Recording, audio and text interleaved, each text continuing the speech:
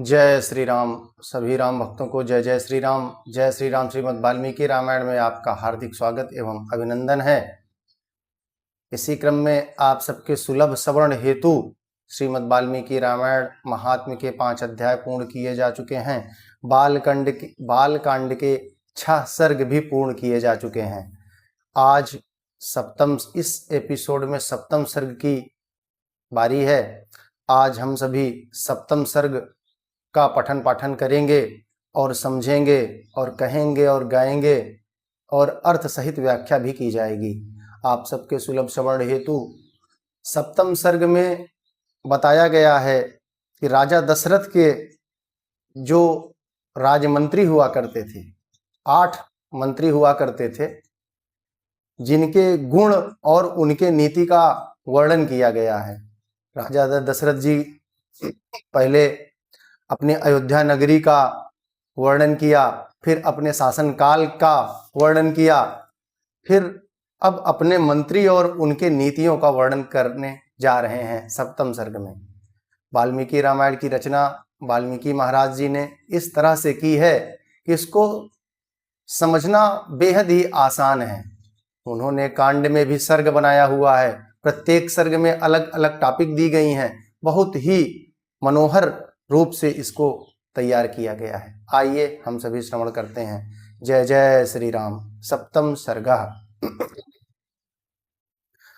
तस्यामात्या गुणैराचसिन्नच्छ्वाकोः सुमहात्मनः मंत्र ज्ञाने शिंगत ज्ञास्य नित्यं प्रियहिते रताः अष्टौ बभूर्वीर्यस्य तस्यामात्या यशस्विनाः शुचयश्चानुरक्तास्य राजकृत्येषु नित्यशः।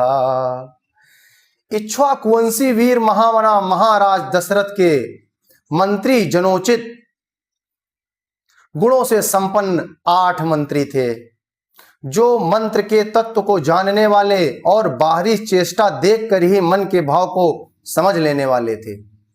यह त्रेता युग की बात है। राजा दशरथ के जो मंत्री भी थे बाहरी चेष्टा देखकर ही मन के भाव को समझ लेने वाले थे। बहुत ही अच्छी बात कही गई है। वे सदा ही राजा के प्रिय और हित में लगे रहते थे, इसलिए उनका यश बहुत फैला हुआ था। वे सभी शुद्ध आचार विचार से युक्त थे और राजकीय कार्यों में निरंतर संलग्न रहते थे। उस समय की क्या मनोहर दृश्य रहा होगा। उनके मंत्री भी इतने ज्ञानी थे कि उनके गुण से ही राजा का महत्व बढ़ता था।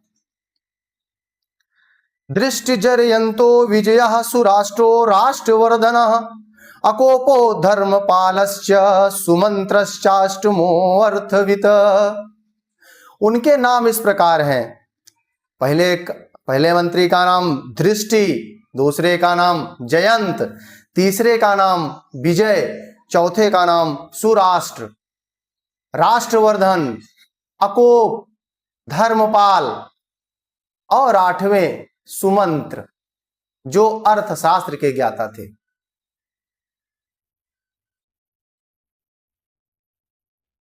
ऋत्विजो द्वावभिमतो तस्यास्तामृषि सप्तमो वसिष्ठो वामदेवश्च मंत्रिणश्च तथा परे सुयज्ञो अप्यथ जाबालिः काश्यपो अप्यथ गौतमः मार्कंडेयस्तु दीर्घायस्तु तथा कात्यायनो द्विजा। ऋषियों में श्रेष्ठतम वरिष्ठ और वामदेव, ये 2 महर्षि राजा के माननीय ऋत्विज यानी कि पुरोहित थे। इनके सिवा सुयज्ञ, जाबाली, काश्यप, गौतम, दीर्घायु, मार्कंडेय और विप्रवर कात्यायन भी महाराज के मंत्री थे।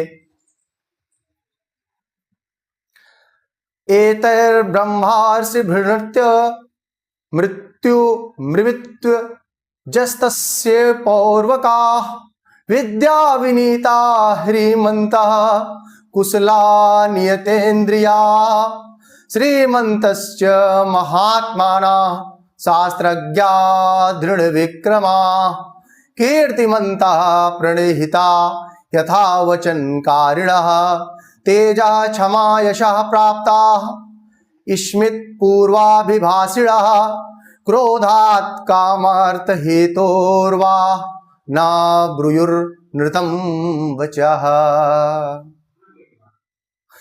इन ब्रह्मर्षियों के साथ राजा के पूर्व परंपरागत ऋत्विज भी सदा मंत्री का कार्य करते थे। वे सब के सब विद्वान होने के कारण विनयशील, सलज्ज, कार्यकुशल, जितेंद्रिय, श्री संपन्न महात्मा, शास्त्र विद्या के ज्ञाता, सुदृढ़ पराक्रमी, यशस्वी, समस्त राजकार्यों में सावधान, राजा की आज्ञा के अनुसार कार्य करने वाले, तेजस्वी, क्षमाशील, कीर्तिमान तथा मुस्कुराकर बात करने वाले थे। वे कभी काम, क्रोध या स्वार्थ के वशीभूत होकर झूठ नहीं बोलते थे। इसीलिए उस समय के राज्य को राम राज्य कहा जाता है। आजकल के क्या व्यवस्थाएं हैं? लोकतंत्र की व्यवस्था भले ही है, परंतु हमारे मंत्री गण किस तरह से कार्य करते हैं अपने राजा के प्रति, आप सभी समझदार हैं और समझते होंगे। परंतु अगर त्रेता युग की वाल्मीकि रामायण में यह दिया जा रहा है, कुछ न कुछ बात रही होगी, तभी राम राज्य कहा जाता था।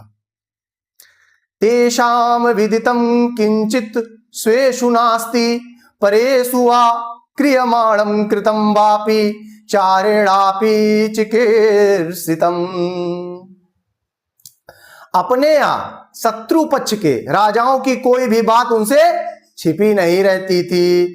दूसरे राजा क्या करते हैं, क्या कर चुके हैं और क्या करना चाहते हैं, ये सभी बातें गुप्तचरों द्वारा उन्हें मालूम रहती थी। कुशला व्यवहारेषु सौहृदेषु परीक्षिताः प्राप्त कालम यथा दंडम धारयेयो सुतेष्वपि। वे सभी व्यवहार कुशल थे। उनके सौहार्द की अनेक अवसरों पर परीक्षा ली जा चुकी थी। वे मौका पड़ने पर अपने पुत्र को भी उचित दंड देने में भी नहीं हिचकते थे। क्या बात है!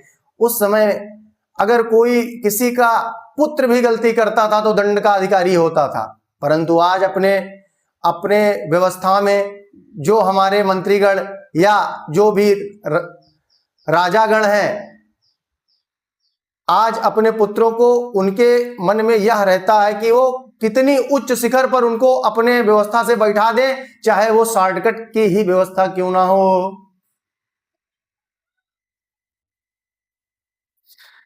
कोश संग्रहणे युक्ता बलस्य च परिग्रहे अहितं चापि पुरुषं न हिंस्युर्विदूषकम्। कोष के संचय तथा चतुरंगिणी सेना के संग्रह में सदा लगे रहते थे। शत्रु ने भी यदि अपराध न किया हो तो वे उसकी हिंसा नहीं करते थे।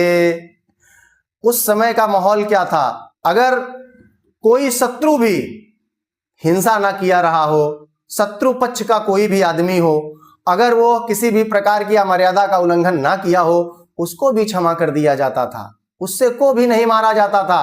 परंतु आज क्या है? आज तो सिर्फ यह है कि हमारा, हम और कोई दूसरा नहीं। वीराश्च नियतोत्साह राजशास्त्र मनुष्ठिता शुचीनाम रक्षितारश्च नित्यं विषयवासिनाम। उन सब में सदा शौर्य एवं उत्साह भरा रहता था। वे राजनीति के अनुसार कार्य करते तथा अपने राज्य के भीतर रहने वाले सत्पुरुषों की सदा रक्षा करते थे। ब्रह्मा क्षत्र महिंसंतस्ते कोशं समपूरयन् सुतीक्ष्ण दंडाः संप्रेक्ष्य पुरुषस्य बलाबलम्। ब्राह्मणों और क्षत्रियों को कष्ट न पहुंचाकर न्यायोचित धन से राजा का खजाना भरते थे। वे अपराधी पुरुष के बलाबल को देखकर उसके प्रति तीक्ष्ण अथवा मृदु दंड का प्रयोग करते थे। उस समय के राजमंत्री ऐसे हुआ करते थे। अगर कहीं से भी कोई धन उनको प्राप्त होता था तो वो अपने राजकोष में उसको संरक्षित कर देते थे। आज की स्थिति क्या है? हर आदमी लगा रहता है कि कहां से हमको धन मिले और इसको मैं पचा जाऊं। शुचीनामेक बुद्धीनां सर्वेषां संप्रजानताम् नसीत् पुरे वा राष्ट्रे वा मृषावादी नरः क्वचिन्न दुष्टस्त्राशीत् परदारर्तिर्नरः प्रशान्तं सर्वमेवासीद् राष्ट्रं पुरवरं च ततः। उनके उन सब के भाव शुद्ध और विचार एक थे। उनकी जानकारी में अयोध्यापुरी अथवा कौशल राज्य के भीतर कहीं एक भी मनुष्य ऐसा नहीं था जो मिथ्यावादी, दुष्ट और परस्त्री लंपट हो। संपूर्ण राष्ट्र और नगर में पूर्ण शांति छाई रहती थी। सुवाससा सुवेशाश्च ते च सर्वे शुचिव्रता हितार्थास्य नरेन्द्रस्य जाग्रतो नयचक्षुषा। उन मंत्रियों के वस्त्र और वेश स्वच्छ एवं सुंदर होते थे। वे उत्तम व्रत का पालन करने वाले तथा राजा के हितैषी थे। नीत रूपी नेत्रों से देखते हुए सदा सजग रहते थे। गुरोर गुण गृहीताश्च प्रख्याताश्च पराक्रमैः विदेशेष्वपि विज्ञाता सर्वतो बुद्धि निश्चयाः। अपने गुणों के कारण वे सभी मंत्रीगण गुरुतुल्य समादरणीय राजा के अनुग्रह पात्र थे। अपने पराक्रमों के कारण उनकी सर्वत्र ख्याति थी। विदेशों में भी सब लोग उन्हें जानते थे। वे सभी बातों में बुद्धि द्वारा भली भांति विचार करके किसी निश्चय पर पहुंचते थे। अभी तो गुणवंतश्च न चाशन गुणवर्जिता संधि विग्रह तत्वज्ञाः प्रकृत्या संपदान्विताः। समस्त देशों और कालों में वे गुणवान ही सिद्ध होते थे, गुणहीन नहीं। संधि और विग्रह के उपयोग और अवसर का उन्हें अच्छी तरह ज्ञान था। वे स्वभाव से ही संपत्तिशाली मतलब कि दैवी संपत्ति से युक्त थे।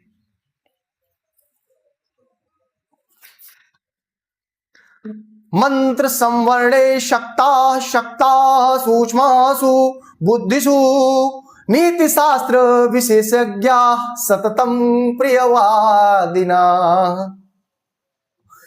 उनमें राजकीय मंत्रणा को गुप्त रखने की पूर्ण शक्ति थी। वे सूक्ष्म विषय का विचार करने में कुशल थे।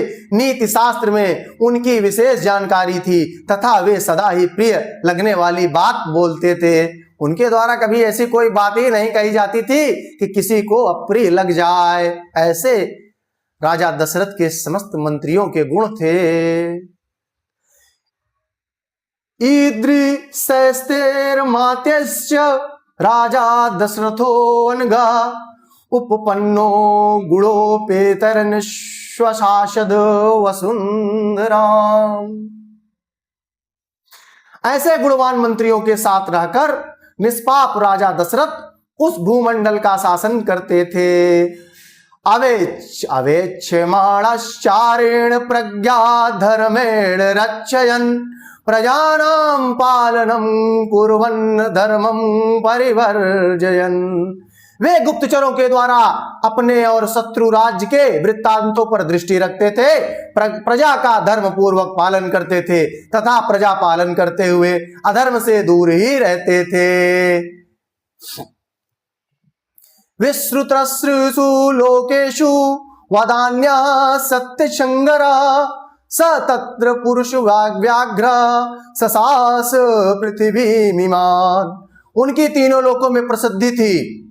वे उदार और सत्य प्रतिज्ञ थे। पुरुष सिंह राजा दशरथ अयोध्या धाम में ही रहकर इस पृथ्वी का शासन करते थे। नाद्य गच्छ दृशिष्टं वा तुल्यं वा शत्रुमात्मना मित्रवानक्त शामन्तः प्रतापहत कंटकः स ससास जगत राजा दिवि देव पतिर्यथा। उन्हें कभी अपने से बड़ा अथवा अपने सम्मान भी कोई शत्रु नहीं मिला। उनके मित्रों की संख्या बहुत थी। सभी सामंत उनके चरणों में मस्तक झुकाते थे। उनके प्रताप से राज्य के सारे कंटक यानी कि शत्रु एवं चोर आदि नष्ट हो गए थे। जैसे देवराज इंद्र स्वर्ग में रहकर तीनों लोकों का पालन करते हैं, उसी प्रकार राजा दशरथ अयोध्या में रहकर संपूर्ण जगत का शासन करते थे। तैर मंत्री भिमंत्री हिते निविष्टै वृतो अनुरुक्तै कुशलै समर्थै सा पार्थिवो दीप्तमावा युक्ता इस्तेजोमयर्गो विरिवोदितो अर्का। उनके मंत्री मंत्रणा को गुप्त रखने तथा राज्य के हित साधन में संलग्न रहते थे। वे राजा के प्रति अनिरुक्त कार्य कुशल और शक्तिशाली थे। जैसे सूर्य अपनी तेजोमयी किरणों के साथ उदित होकर प्रकाशित होते हैं, उसी प्रकार राजा दशरथ उन तेजस्वी मंत्रियों से घिरे रहकर बड़ी शोभा पाते थे। आज इस सर्ग को पढ़कर स्पष्ट हो रहा है कि किसी भी राजा को उसके शोभा बढ़ाने के लिए उनके मंत्रियों की बहुत महत्वपूर्ण भूमिका होती है। अगर उनके मंत्री महत्वपूर्ण भूमिका अपनी राजा के शोभा बढ़ाने के लिए अदा करते हैं तो निश्चित ही उस राज्य का अच्छा होना होता है। जय श्री राम। इत्यार्षे श्रीमद्रामायणे वाल्मीकये आदि काव्ये बालकांडे सप्तम सर्गः। इसी प्रकार से श्रीमद् वाल्मीकि निर्मित आर्ष रामायण आदि काव्य के बालकांड में 7वां सर्ग भी पूरा हुआ। जय श्री राम। अब आप सभी के सुलभ श्रवण हेतु हम सभी अगले एपिसोड में 8वें सर्ग का व्याख्यान किया जाएगा। आप सभी वाल्मीकि रामायण का श्रवण करके अपने आप को पूर्ण फल की प्राप्ति करें। इसको पढ़ने मात्र से ही, इसको सुनने मात्र से ही आपके समस्त कष्टों का नाश होगा। जय जय श्री राम। श्री राम जय राम, जय जय राम, जय श्री राम।